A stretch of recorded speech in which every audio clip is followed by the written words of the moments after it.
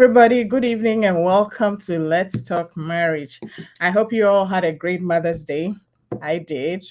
Thanks to God and to my family. I really had a nice time. We thank you for celebrating us.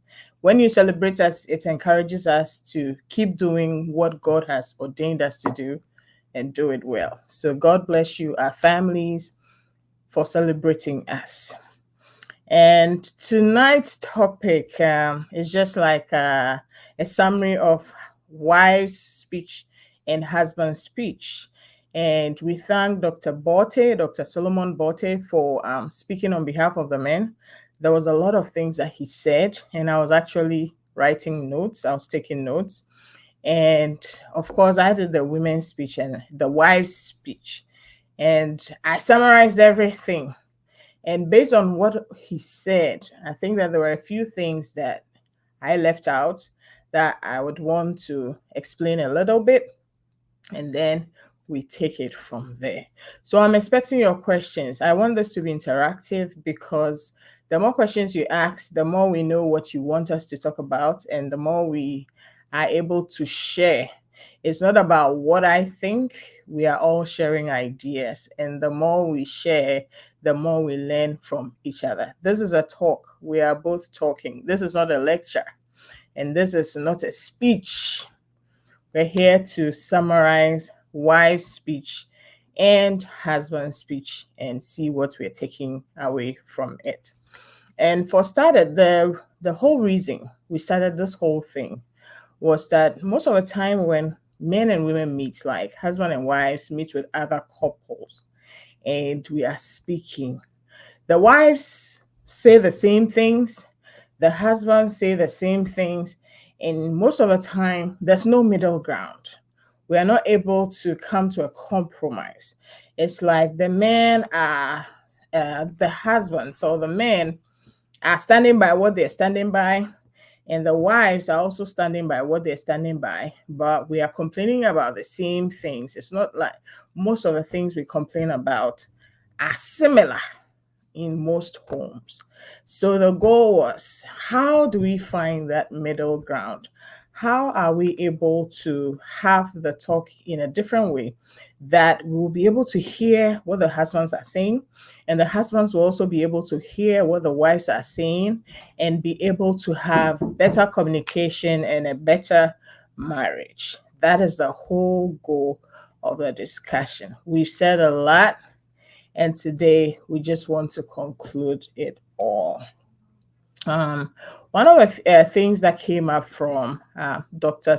Bote's submissions was that a lot of times the wives, we complain about headache, tiredness, and all kinds of things when it's time for marital relations or marital duties. And what I wanted to add to that is that it's not only the women who do that. To be very honest with you, marital relations, one thing that really puts a damper on it is tiredness. And man or woman, you can be tired. So if the man is the one getting tired a lot, if they're workaholic, they have a lot on their plate, they are always working, sometimes they will be the one to complain. But you see, when in our society, when a man complains about being tired, his colleagues will jump on him. There will be all kinds of things said about him. In fact, it sounds weird for a man to say he's too tired for marital relations. And so many men who are too tired, they don't talk about it outside. So it seems like it's only the wives who complain about marital relations. Take it from me, it is not true. A lot of husbands also complain that they are tired, whatever. But I know the society seems to want to hold that. It is only the women who always have a headache, who are always tired, and all those kinds of things. To be honest, in general, women, especially before menopause, have a lower libido than men in general, on the average. So it would sound like women may not be as eager about marital relations as men. But the underlying factor in a healthy marriage is usually tiredness. And for women, a lot of times, if something small happens when there's conflict, the first thing that goes away is marital relations. But we just want to put it out there that it's not only women who complain about marital relations, men also complain. So at the end of the day, to find the middle ground, whoever you are, if you find that you are depriving your husband or you're depriving your wife, the Bible says that we should not hold ourselves away from each other. Your partner's body is yours. You need to be kind.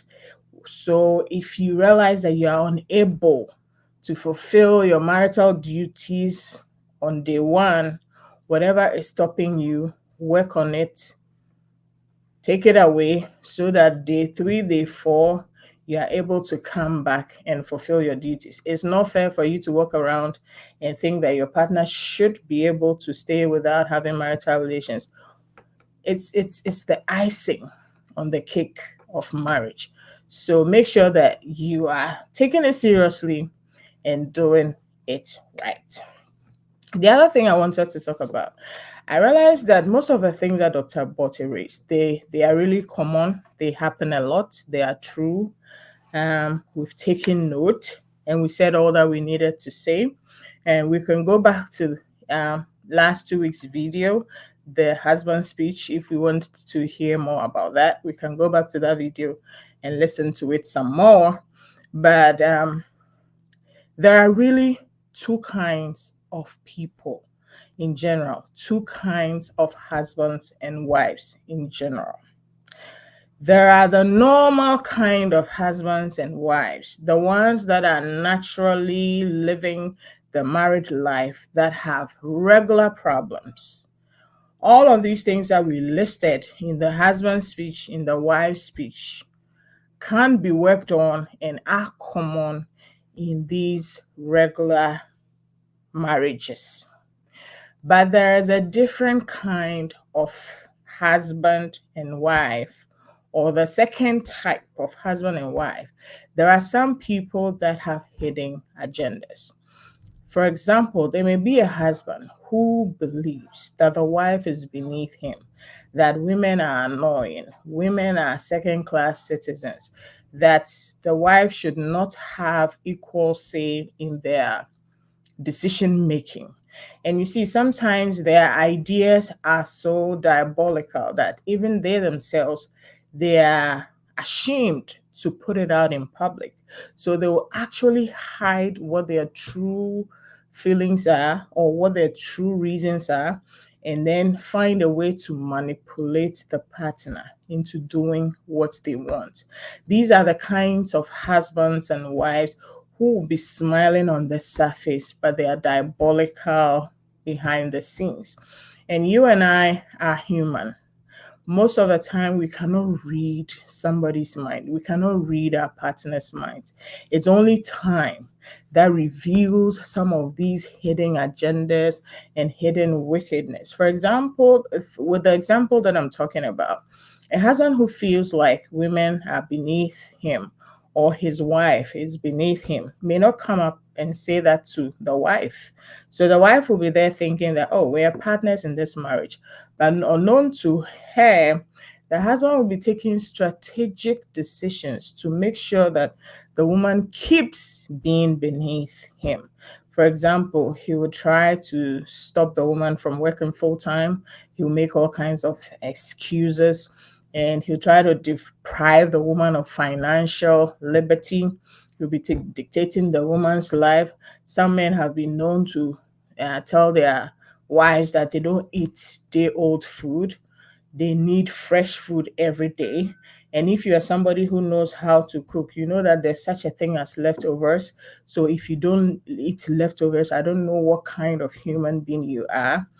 What we are saying is that the world has evolved, time has evolved, things have changed. You need to be the kind of partner who is willing and able to let your partner also thrive. If you are such a kind of person who feels like you're going to use your partner to get what you want and move on, those kind of people will never state their intentions clearly. They will just be giving one excuse after the another, making plans diabolically, and try to play their agenda out without their wives or their husbands knowing about it. I know that some wives also see their husbands as their meal ticket, and some families will tell their females, if you go to marriage, if you get married and you get property, bring it home. If you get debt, it's for your husband's family or it's for your husband to take care of. Some of these agendas don't work well. So the whole time the woman is married, the woman is in the marriage, she's thinking of sending everything to the family, trying to help the family out and not focusing on what she and the husband can build for their children and can build together as a team. Things happen in marriage. That is why we all want to be vigilant. We all want to learn a few things that would help us be able to spot the red flags and walk away from it. Because if you are in a healthy marriage or if you are in a regular marriage, there is every opportunity for you to work on the marriage, because no marriage is perfect and every marriage requires work and blending. But if it's not a healthy marriage, if it's not a marriage that is worth saving, it's okay not to save that marriage. Most of the time, women are pressured to keep the marriage going. There are sayings like, it takes a woman. Hello, Sister Elsie, Mrs. Agrade. I am so excited you are here. Please keep the questions coming. Yeah, so some mindsets like, it takes a woman to make the marriage work. God hates divorce. They will add that God hates abuse and all kinds of other things. And you see, society, and especially, it hurts me to say the church, but sometimes from where I'm coming from, church wants a positive outlook on marriage that no matter what, stay in there. Life is not a no matter what business. There are marriages worth saving, and there are marriages that it's okay to walk away from. I know that most of the time, people will do whatever it takes before they want to walk away. And in those cases, I pray that society or everybody around these kind of people will be ready to hear them out and offer them support and not force them to stay in situations that may be harmful to their health or be harmful to their well being. Marriage should not kill you, marriage should make you better. The Bible says that um, um, two shall put 1,000 to flight. One shall put 1,000 to flight, but two shall put 10,000 to flight. By yourself, you're good, but together, you're great. So your marriage should be building you up. You as a husband should be benefiting from your marriage. You should be better in your marriage. And you as a wife should also be better in your marriage. The day I watched the Barbie movie that came out, I don't know if you've watched it. I think it came out a year or two ago. And I was a little bit alarmed because the agenda looks like men have ruled society for so long, so now it's a turn of women to rule society. That is not what we Christians believe. We believe that God made Adam and Eve in his image. In fact, he actually made Adam and then split Adam into two to make Adam and Eve. We are partners in this game. There are a lot of men that when they hear about feminism, their gasket just explodes. Feminism is not an evil thing. What we are saying is that we all have been witnesses to the fact that in some times past, women were not seen as good enough. But now, enough time has passed for us all to realize that women are also people. It's important to take women seriously. To be very honest with you, when we examine our African culture closely, we will realize that a lot of our culture, a lot of our customs, a lot of our traditions enforce suppressing women. And in today's era, it's still very much there. But you see, those perpetrators, they will not be honest with you. They will hide it and display it in other ways. They will never admit to it, but you can see the effect wherever you go. We are saying that women matter too. Wives do not need to be treated as inferior. Wives needs to be taken seriously and also included in decision making and in the welfare of the family, because we should all remember that woman was taken out of man. So whatever God took out of man to make woman has made man deficient. So you need the woman to be whole. If you're missing half of you, you're not whole. You're not whole in the sense of coming together for the family. If you're single, you're good. But once you're married, you have two resources that you need to put to work. We do not want men to dictate. Men are leaders. We respect that. We accept that. But we want Jesus Christ kind of leadership. We don't want dictatorship. We don't want lording over. My word is final. What I say is what you do. I'm not going to listen to you. I will not take you seriously. I will take you seriously when it doesn't matter. I will do what I want when it matters to me. It doesn't work like that. If you're not agreeing with your wife, it doesn't mean you should go ahead and rubbish whatever she's saying and move on. Because guess what? The more you do that to your wife, women, God has given us a brain that is very efficient. There are many ways that we are able to pay back. And that's why we have a lot of marital issues. We find all kinds of ways to get back at you for the things that you did to us. We are not looking for women to take charge. In fact, taking charge is not easy. Men, you are the leaders. Husbands, you are the leaders. And you see, when we say men, you are the leaders, that is even a misstatement. Let me rephrase that. Husbands, you are the leaders.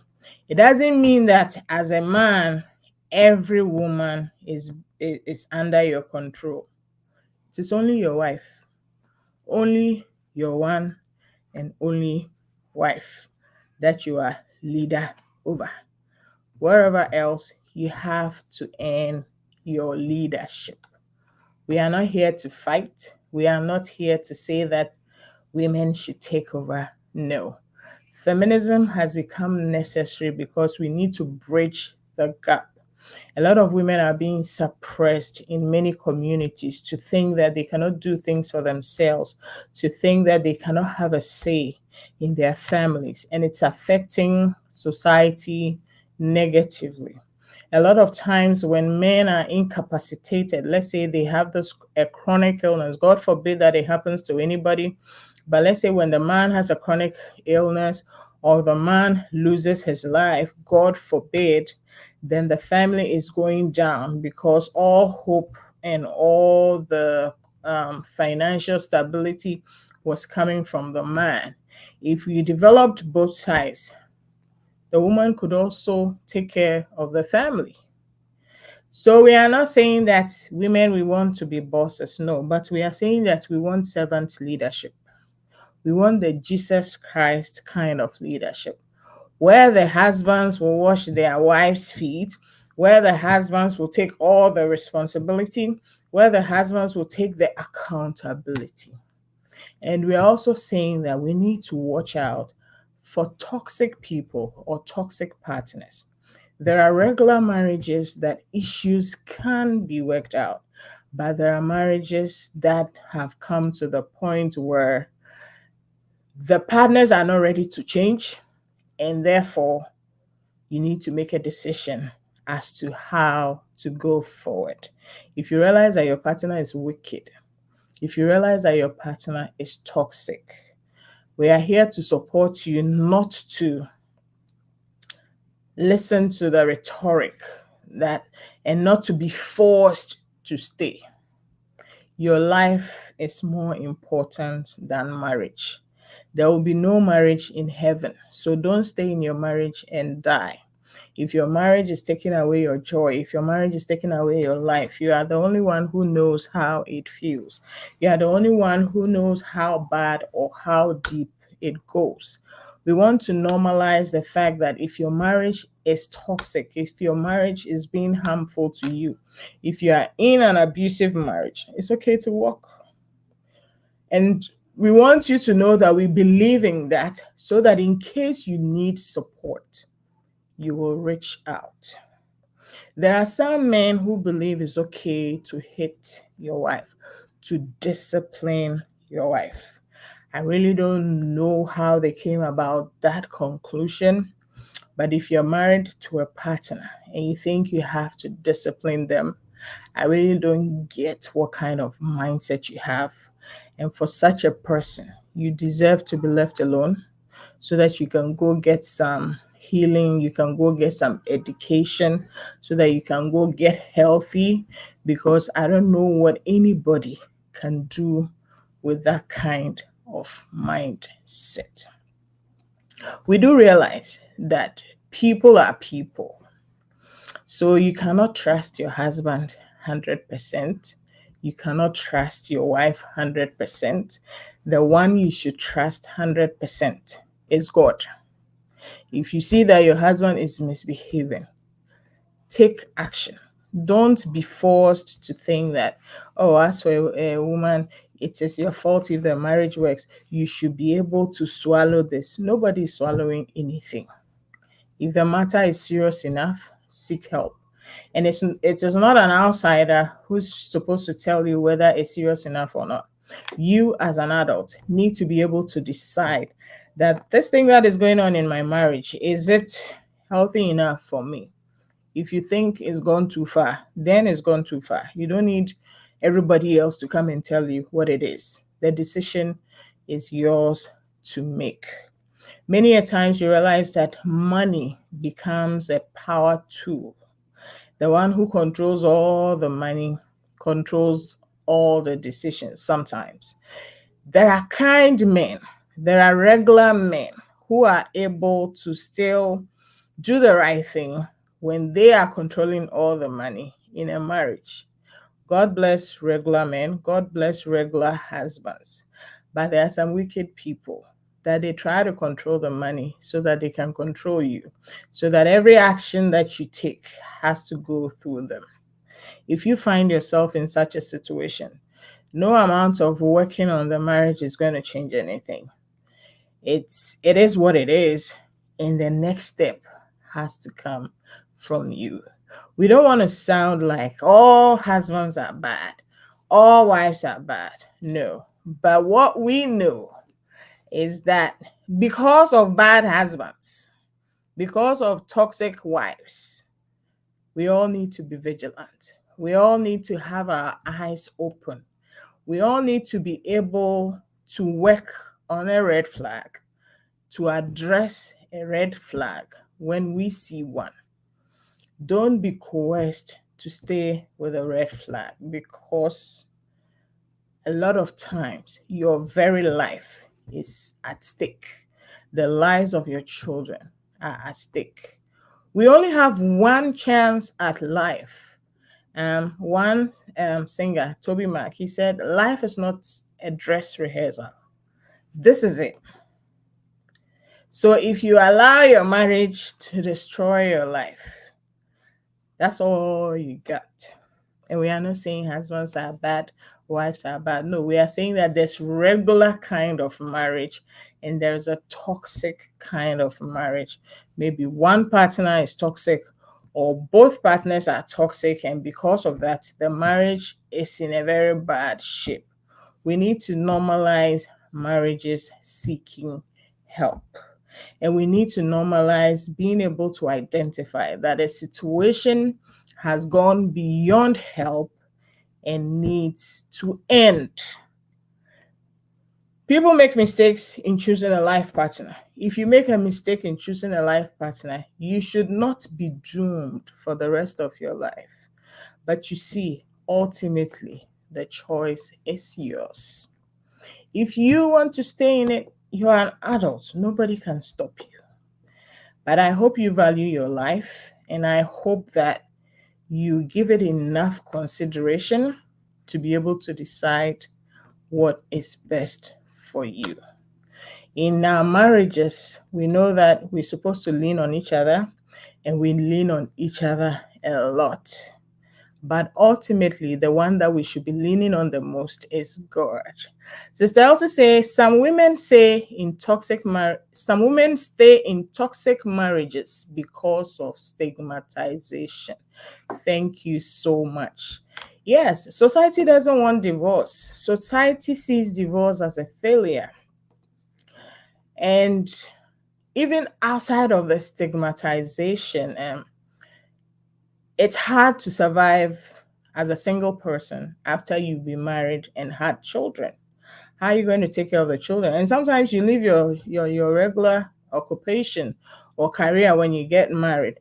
So on top of stigmatization, you're going to find it very hard taking care of your family because now you're single. And work that is supposed to be done by two people, you're the one going to do it alone.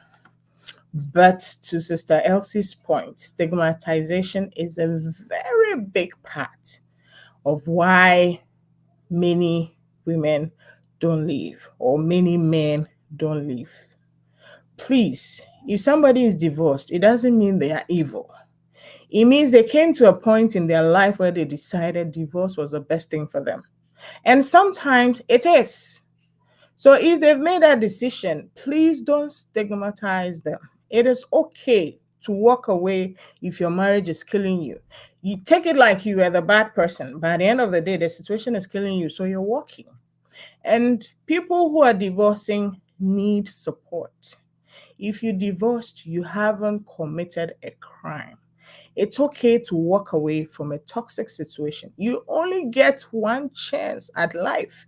You deserve to be happy. You deserve to be fulfilled. So, those of you who are looking down on people because they're divorced, please kindly stop it because it's not true. There's nothing wrong with them. They've not committed any crime. And at the end of the day, if anybody is contemplating divorce and they come to me and I look at the situation and I believe that divorce is a good option, I will not hesitate to tell them to walk away. In fact, I will help them walk away from a toxic situation. If you're in a toxic situation and you're listening to me and you have a means to contact me, please do. I will help you walk away if indeed it's a toxic situation. It's not like we're just going to get up and run at the side of everything, but we'll consider everything. Sometimes it's great, it's good to walk away. Divorce is not off the table. We are not advocating for divorce, but sometimes that is the solution. If that's what's going to work for you, don't be afraid to take that step. But at the end of the day, that decision is yours to make. And also, on the point of stigma, in this life, I believe that to be able to live a fulfilled life, the only person whose opinion should matter to you is God. Because no matter what, there will be times when nobody understands you. There'll be times that people would shun you. You know, the devil strategizes. He will just incite people to start giving you pressure in a particular season. And it would seem as if you've been abandoned. It would seem as if all is lost. Let's look at Job. Job's friends abandoned him. They turned against him. They thought whatever he was going through was because of the sins that he had committed. Only Job knew that he was innocent. And he was the one who was telling his friends, "You are miserable comforters."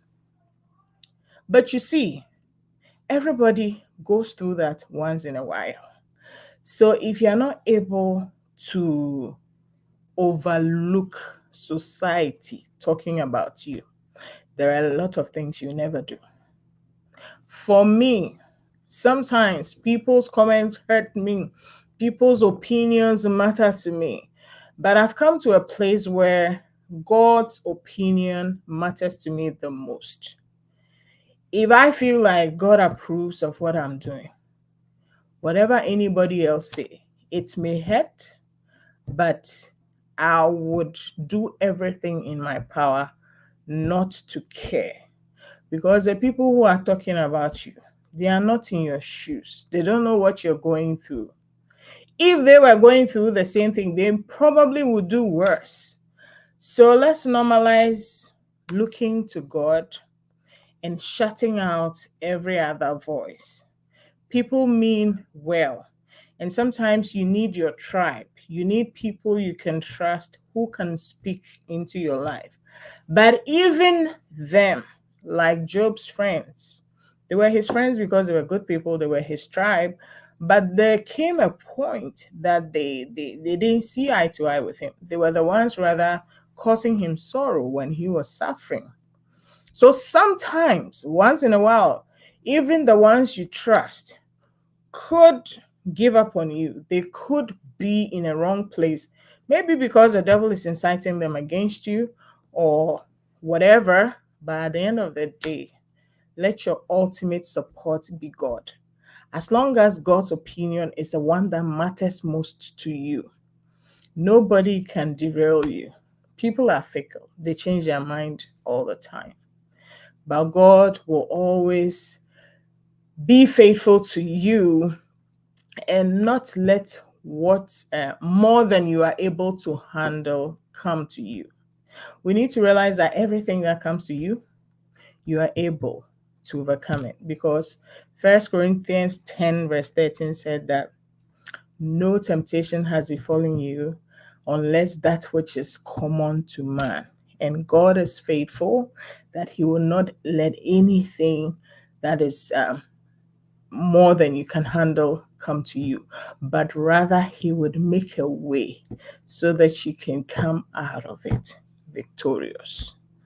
So anything that comes to you, remember that it may look big, it may look insurmountable, but God is faithful. He will never let anything that is bigger than you come to you.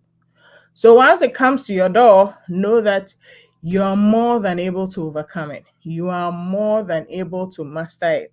And use every opportunity, use every challenge to advance your Christian walk. Know that anything that comes to you, you are able to overcome. So you will fight, you will work, you will do what it takes. And guess what? With all the doing that you're doing, you're not even doing it in your own strength.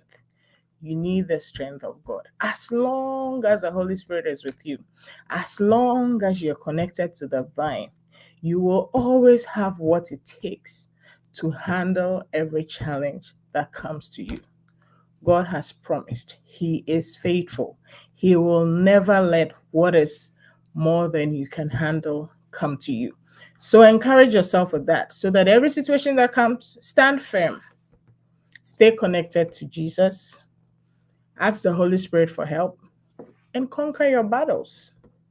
You may win a few, like you may lose a few, but you will ultimately win the war. You may lose a few battles, but you ultimately win the war because God is on your side and He's the one fighting for you.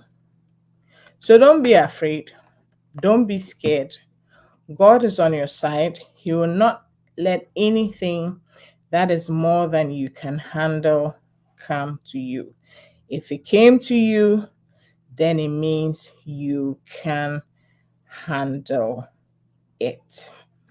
So to add a few things to the list of what we need to do, or like the conclusion of the husbands and wives speech, one thing we need to take note of as husbands and wives is that we need to listen to advice, but we should never take them as final.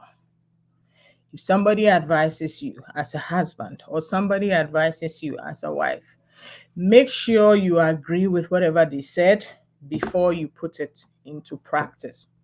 You shouldn't be somebody who just listens to advice and just goes ahead to do it.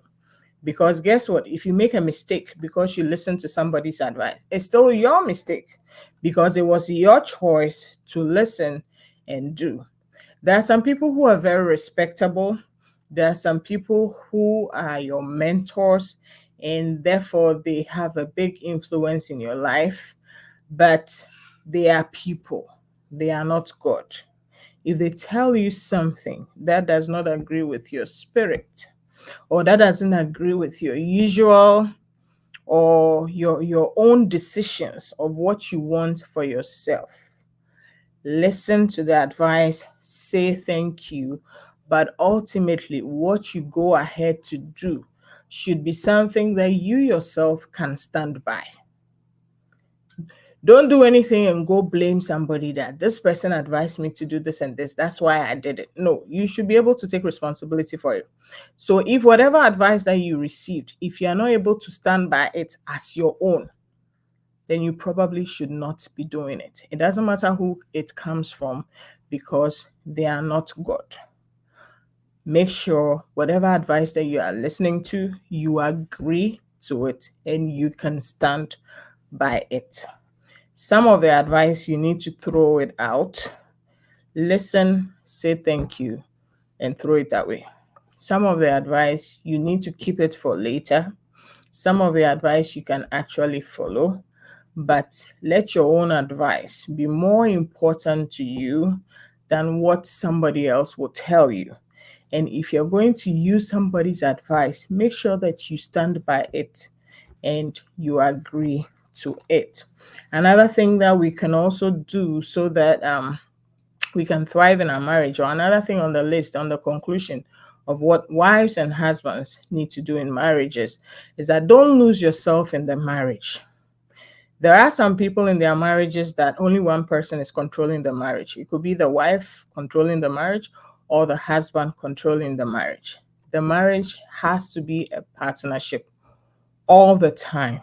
There should not be a time where the husband alone is controlling the marriage or the wife alone is controlling the marriage. You have something to bring to the table.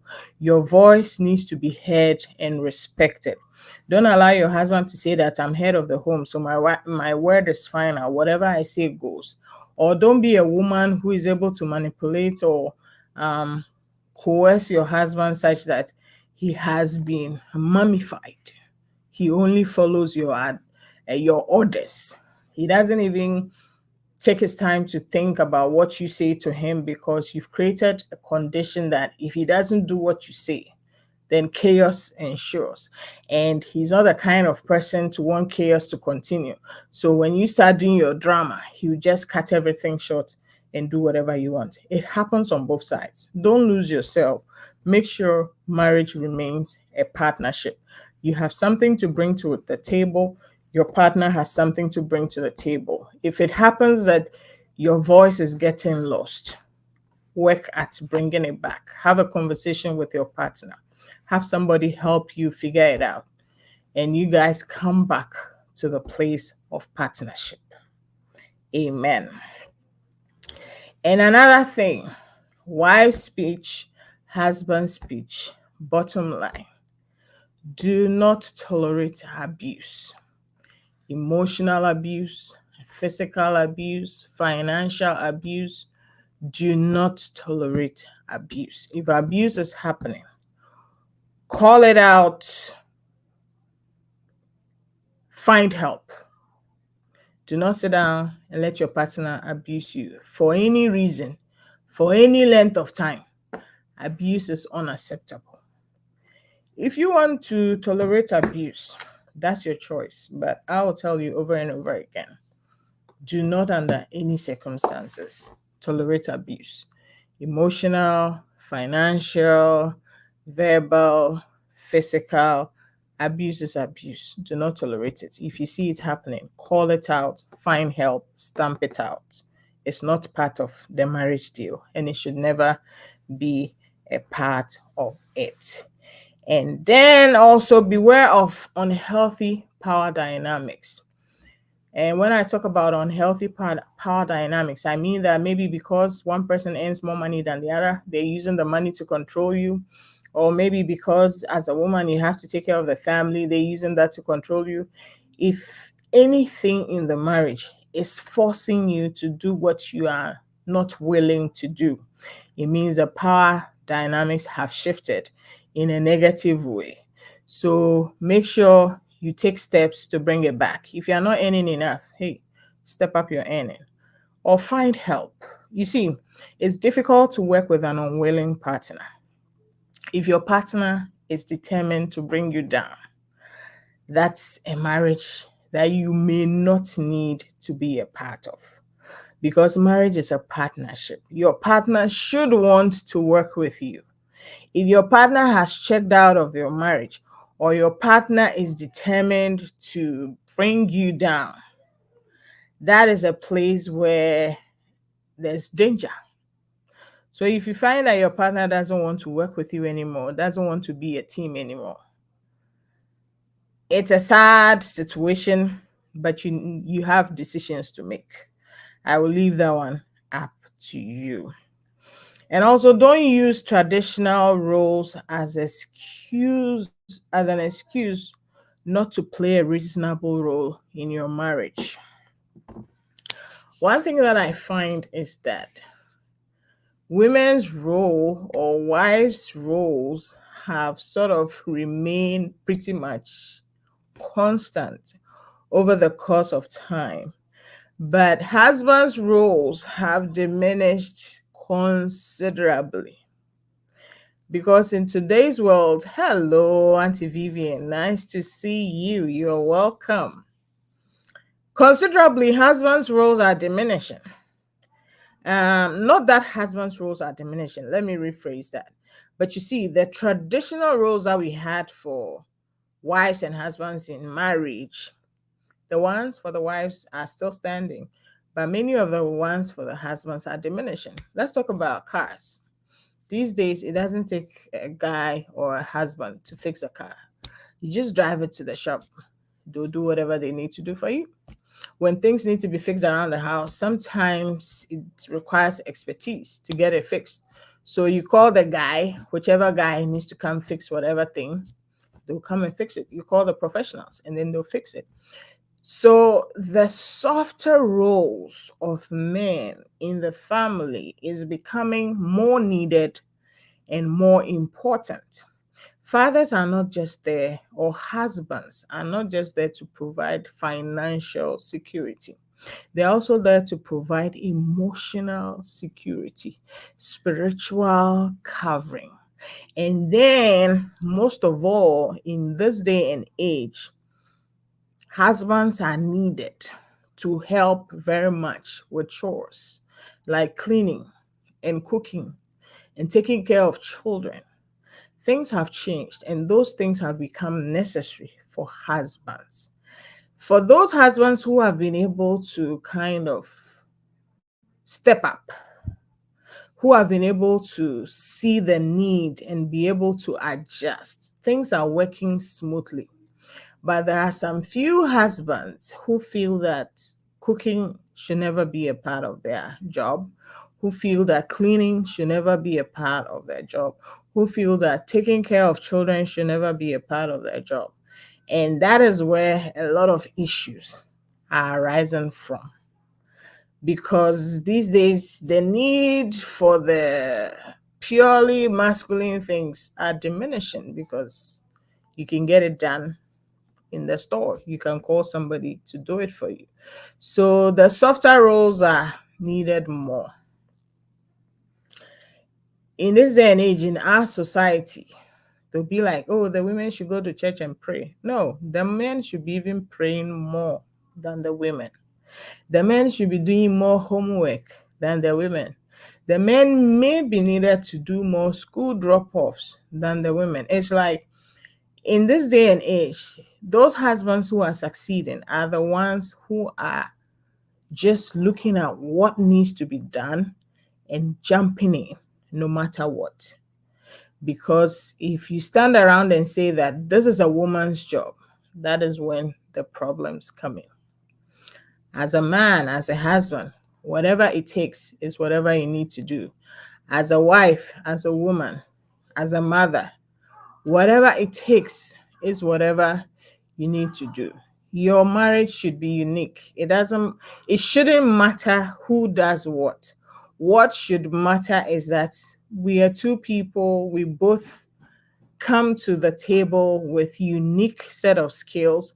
How best are we going to leverage our skills to build this family in the best way possible? That should be the goal.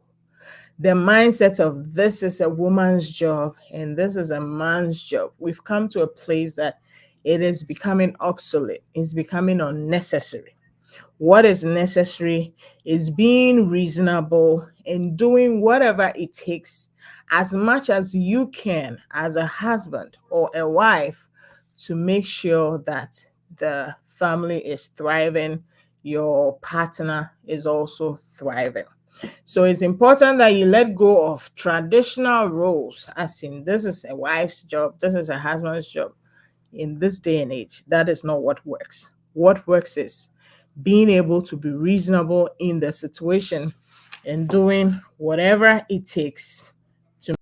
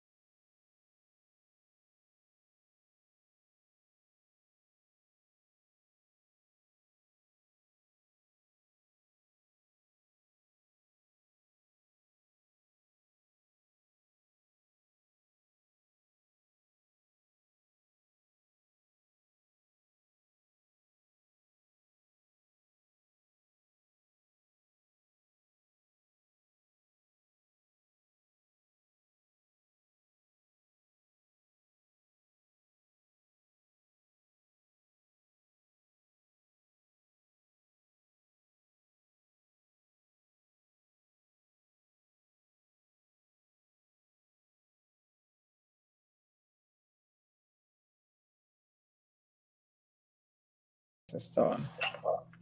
Oh, sorry about that. I clicked something and my screen just went off.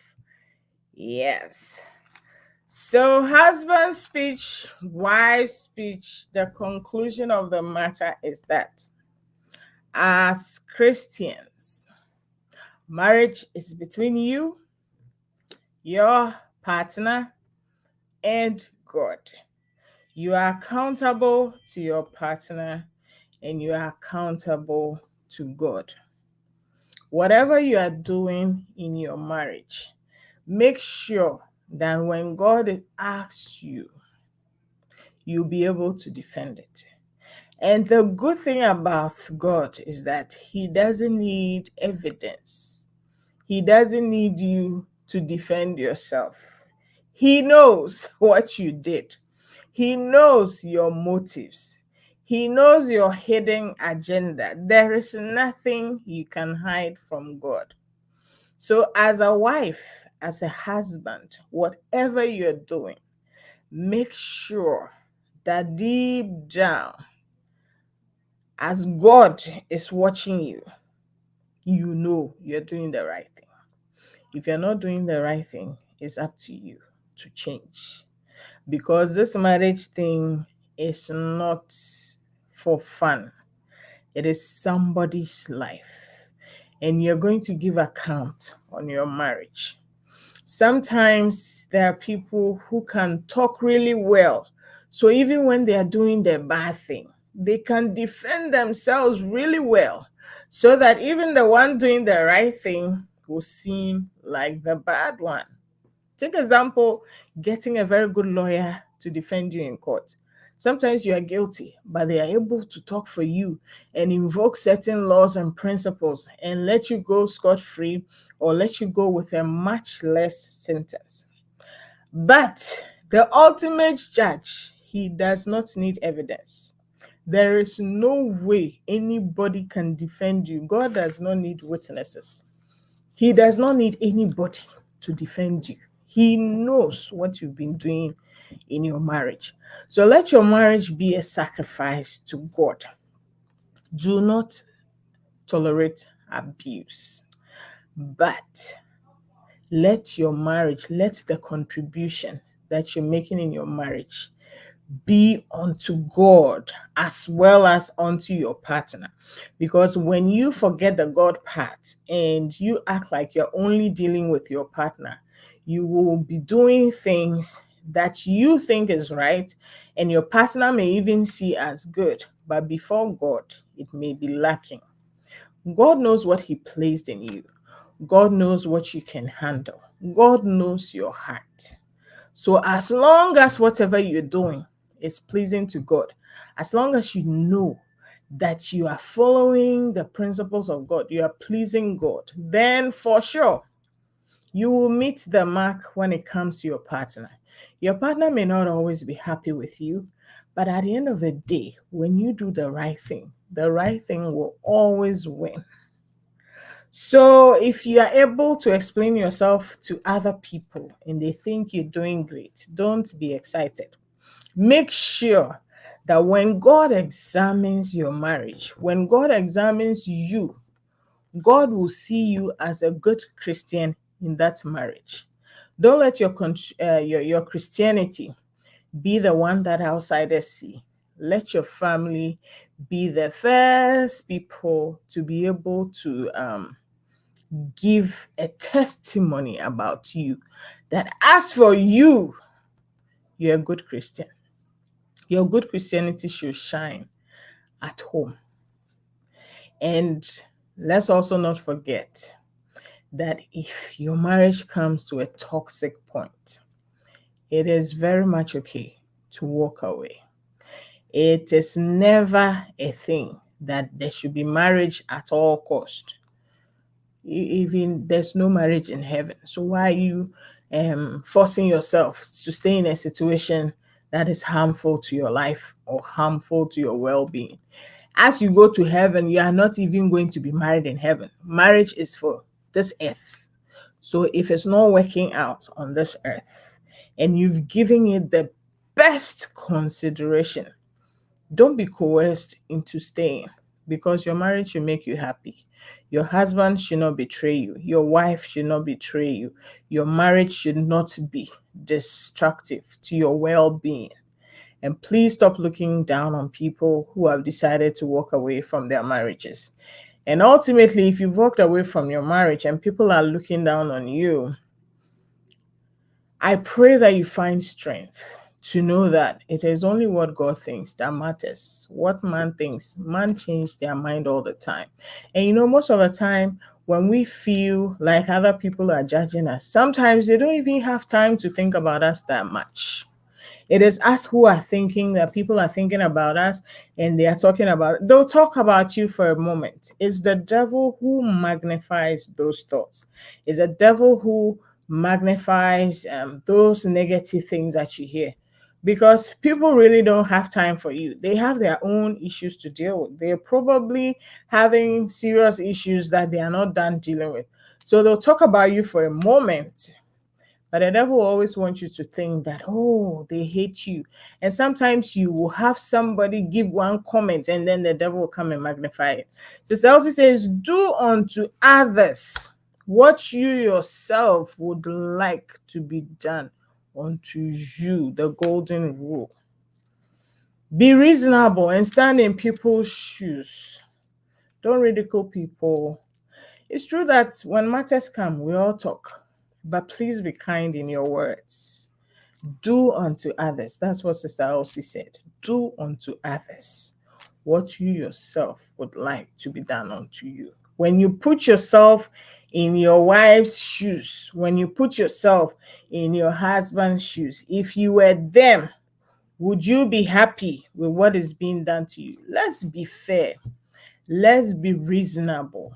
And please, when we say women's rights, don't start frowning. We are not saying women should be better than men. We accept men as the leaders. Just that we want the Jesus Christ kind of leadership. We don't want that lording over, my word is final. I want fresh food every day. That kind of abusive situation. Because as for abuse, it is not acceptable. We will not accept it. We will not condone it. We will support our sisters and our brothers. Men get abused too. So if anybody is getting abused, we will all gang up on the abuser. We will expose you. We will put pressure on you to do the right thing. That's how we roll. Abuse is unacceptable. Divorce is sometimes necessary. And then make sure that whatever you're doing, God approves. If you don't care about God's opinion, that is also your choice. And it's up to you. So that has been, I hope, a really good conclusion to wife's speech and husband's speech. I hope you picked a thing or two from it. But at the end of the day, I'd want to encourage you that marriage is between you, your partner, and God.